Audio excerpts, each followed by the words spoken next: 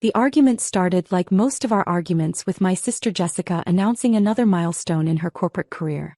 She'd just been promoted to senior marketing director at Morrison & Associates, complete with a corner office, company car and $120,000 salary.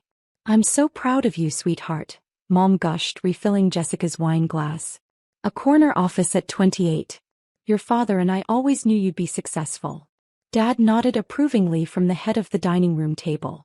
"That's what happens when you make smart career choices. Stable company, good benefits, real growth potential." I continued eating my dinner quietly, used to being the invisible third wheel at these family celebrations. At 31, I was the disappointing older brother who still lived at home, who spent his days playing on computers, instead of getting a real job. "And the best part," Jessica continued, "is that Morrison & Associates is expanding into digital marketing.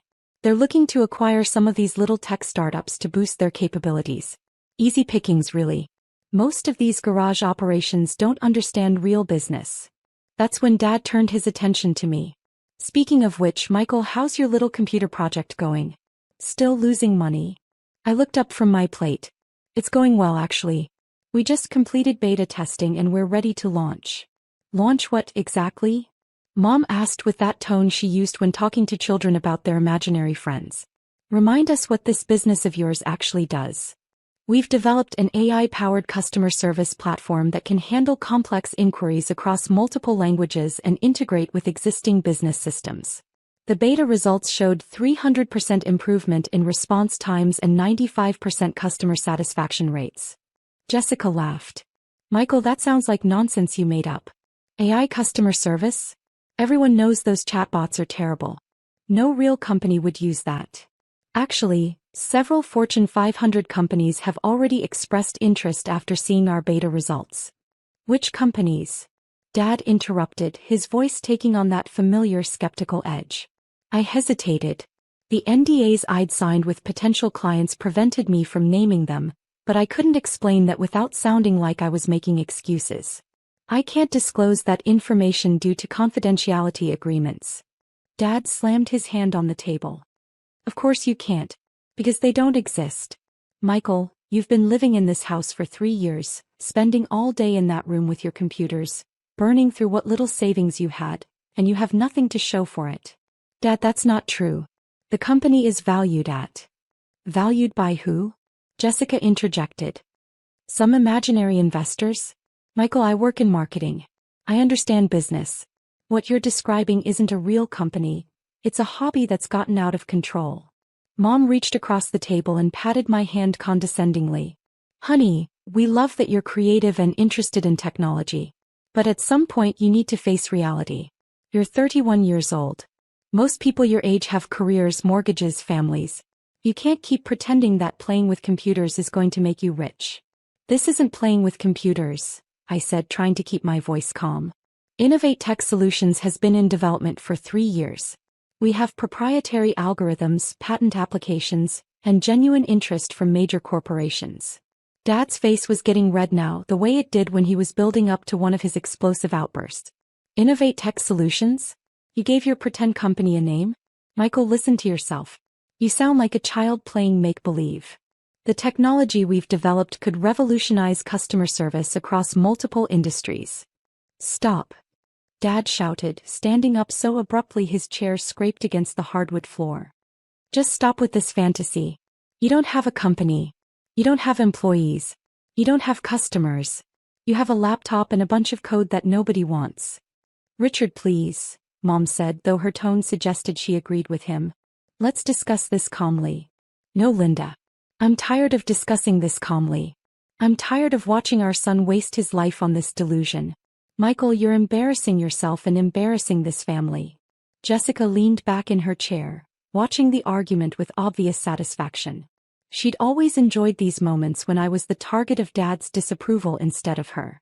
"Dad, if you just let me show you the beta test results." "I don't want to see your fake test results. I want to see you get a real job. Apply to real companies. Morrison & Associates is hiring in their IT department. Jessica could put in a word for you." "I don't want to work in IT support," I said quietly. "You don't want to work at all." Dad exploded. "That's the problem. You want to sit in your room playing video games and pretending you're some tech entrepreneur. I'm not playing video games. I'm running a business. You're running nothing. You have nothing. You are nothing but a 31-year-old failure living in his parents' house. The words hit like a physical blow. I'd heard Dad's criticism for 3 years, but he'd never been quite that brutal before. Richard, Mom said weakly, that was harsh. It's honest, Jessica said, emboldened by Dad's outburst. Michael, you need to hear this. You're not an entrepreneur. You're not a CEO. You're an unemployed adult living at home and pretending that amateur programming is a career. I stood up slowly, my dinner half finished. I understand you don't believe in what I'm doing. There's nothing to believe in. Dad screamed. Take your failure business and get out. I'm done supporting this nonsense. You have 1 week to find a real job and start paying rent, or you can take your laptops and your pretend company and find somewhere else to live. The dining room fell silent except for the ticking of Mom's antique clock on the mantel. Jessica was staring at her wine glass, probably regretting that Dad had escalated things quite this far. Mom was looking back and forth between Dad and me, clearly torn between keeping the peace and supporting her husband. Fine, I said quietly. I'll pack tonight. Michael, Mom started, your father didn't mean. Yes, I did, Dad interrupted. I absolutely meant it. I'm not enabling this fantasy for another day. I walked upstairs to my room, the same room I'd lived in through high school, college, and now for 3 years while building Innovate Tech Solutions. The walls were still decorated with posters from my teenage years, making the whole situation feel even more pathetic from the outside. But those posters were looking down on something Dad and Jessica couldn't see. A sophisticated development setup with 3 high-end monitors, server equipment humming quietly in the corner, and whiteboards covered with algorithms and business projections that represented 3 years of 18-hour days. I started packing methodically. Laptop, external drives, development notes, legal documents, patent applications. Everything that mattered for the business fit into 2 large suitcases and a backpack. Everything that represented my actual life's work for the past 3 years. My phone buzzed with a text from Marcus Kim, my co-founder and CTO, who'd been working remotely from San Francisco. Final contracts came through. Tech Global signed this afternoon. $2.3 billion acquisition closes Friday. We did it, man. We actually did it. I stared at the message for a long moment, then typed back, perfect timing. I'll call you in an hour. I finished packing in silence, listening to the muffled conversation downstairs where my family was probably discussing how they'd handled the Michael situation. I could imagine Jessica explaining to Mom how this was really for the best, how I needed tough love to face reality. As I carried my bags downstairs, Dad was waiting in the living room with his arms crossed. I hope you understand this is for your own good, he said. Sometimes people need to hit rock bottom before they make real changes. I understand, I replied, hefting my laptop bag over my shoulder. Where will you go? I'll figure it out. Mom appeared from the kitchen wringing her hands. Michael, honey, maybe we can work something out. If you promise to start looking for real jobs. It's okay, Mom. That's right. It's time for me to move on. Jessica emerged from the dining room, probably feeling guilty about how the evening had unfolded. Michael, look, maybe I was too harsh. I could talk to some people at Morrison & Associates. There might be opportunities in our tech consulting division. Thanks, but I'll be fine. I walked to the front door, then turned back one last time. For what it's worth, I love you all. And I hope someday you'll understand that I wasn't pretending. Dad's expression softened slightly, but his voice remained firm. I hope someday you'll thank us for this. I drove to a hotel downtown, checked into a suite, and immediately called Marcus. Dude, where have you been? I've been trying to reach you for hours. Tech Global wants to announce the acquisition Monday morning. Their PR team needs our approval on the press release. Send it to me. I'll review everything tonight. Are you okay? You sound weird. Just had an interesting conversation with my family. They kicked me out for running a failure business. Marcus was quiet for a moment. They kicked you out? Tonight? 3 days before we become billionaires. They don't know about the acquisition. As far as they're concerned, I'm a 31-year-old loser who plays with computers in his childhood bedroom. Jesus, Michael. That's brutal. It's actually perfect timing. I was getting tired of pretending to be unsuccessful. Over the next 3 days, I worked with Marcus and our legal team to finalize every detail of the acquisition. Tech Global Corporation, the largest customer service software company in North America, was acquiring Innovate Tech Solutions for $2.3 billion in cash and stock. Marcus and I, as co-founders, would each walk away with $1.1 billion after taxes and employee payouts. The irony wasn't lost on me. For 3 years I'd been living at home not because I couldn't afford my own place, but because I was reinvesting every dollar back into the company. My failure lifestyle had been a choice. I'd been living like a broke college student while building technology that was about to make me one of the youngest billionaires in the state. Friday morning, I was in Tech Global's corporate headquarters signing the final paperwork when my phone started buzzing with calls from home. The press release had gone out at 9 a.m. Eastern, and apparently the local news had picked up the story. I let the calls go to voicemail and focused on the closing documents. By noon it was official. Innovate Tech Solutions had been acquired for the largest tech deal in state history.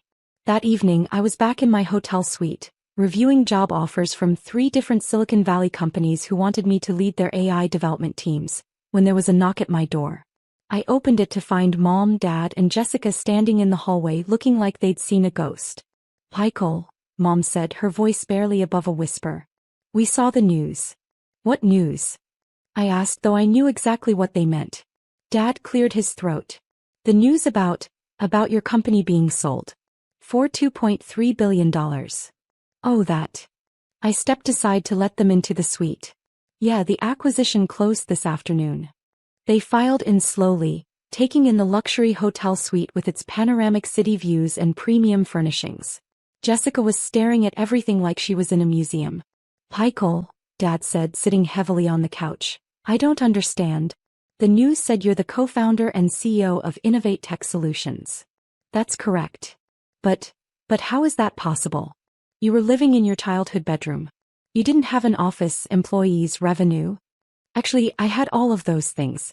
I just didn't have them in ways you could see."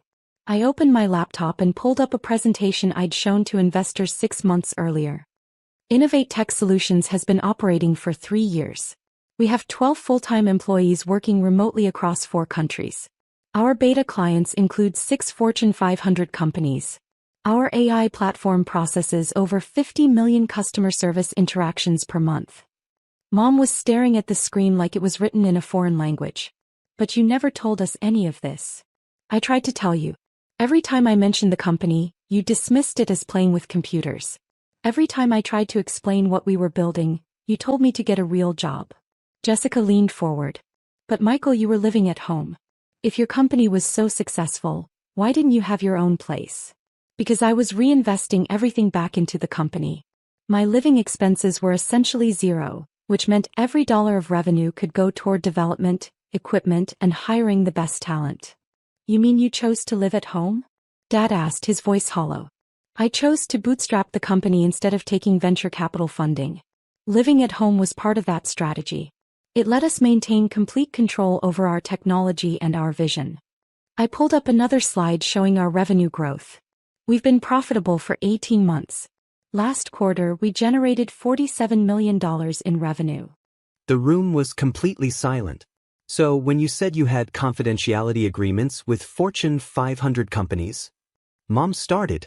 "I meant actual legal agreements with actual corporations.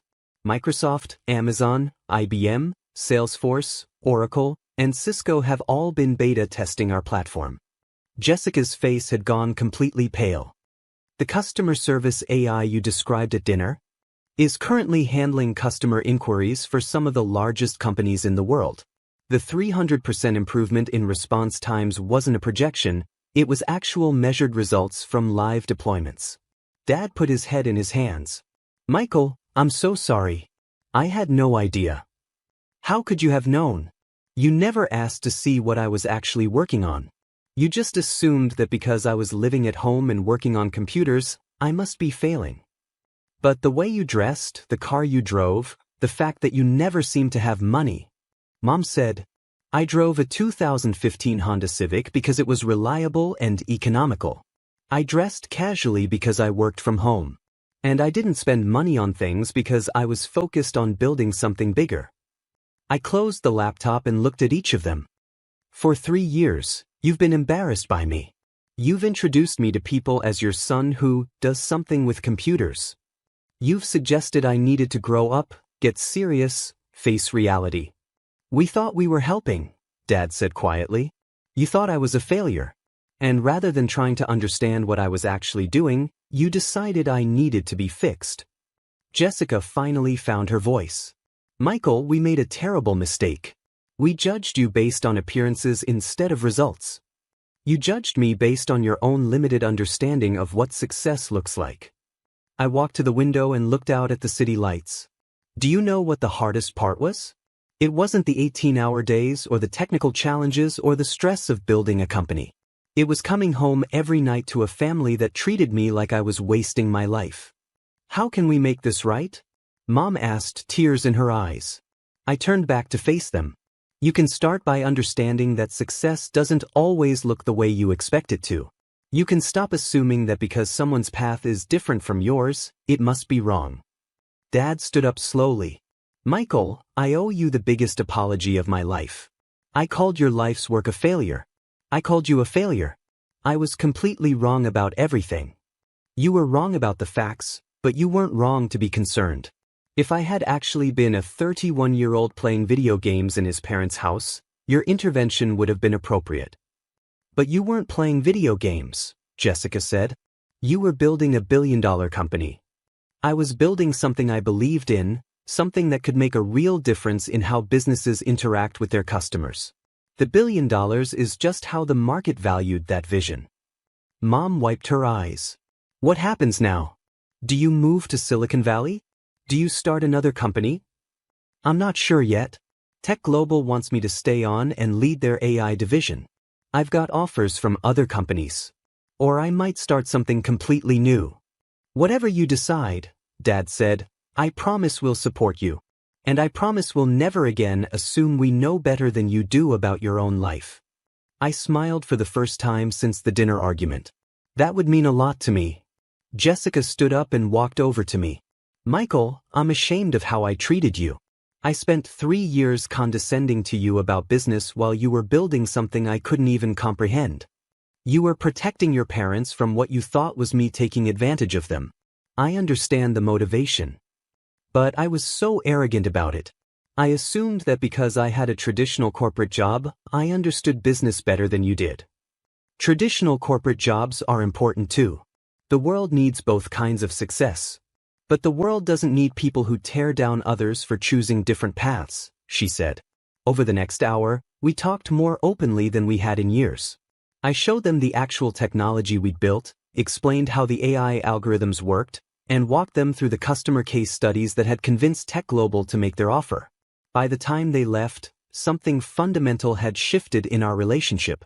They were seeing me clearly for the first time in years, and I was seeing them more charitably than I had since the night they'd kicked me out. 3 months later, I bought a house in the hills overlooking the city, not because I needed to prove my success, but because I finally felt ready to put down roots somewhere permanent. The house came with a home office where I could work on my next venture, whatever that turned out to be. My family visits regularly now, and our conversations are completely different. Dad asks thoughtful questions about technology and business strategy. Mom has become fascinated by the intersection of AI and customer service. Jessica and I have started collaborating on projects where her marketing expertise complements my technical background. Most importantly, they've learned to trust that I know what I'm doing with my life, even when it doesn't look like what they expected success to look like. The night Dad kicked me out, he said he hoped someday I'd thank them for forcing me to hit rock bottom. In a strange way, he was right. Being rejected by my family for my failure business was exactly the catalyst I needed to stop caring about their approval and start focusing entirely on building something extraordinary. Sometimes the best thing that can happen to an entrepreneur is having everyone around them believe they're destined to fail. It removes all the pressure to play it safe and gives you the freedom to pursue something truly revolutionary. And sometimes, if you're very lucky, the people who doubted you are capable of learning from their mistakes and growing into better versions of themselves. My family did exactly that, and now our relationship is stronger than it's ever been. The last text I received from Dad simply said, "Proud of you, son." Always have been, even when I was too stubborn to show it. That message was worth more than the $1.1 billion acquisition payout. Some things really are more valuable than money, like having a family that finally sees you for who you really are.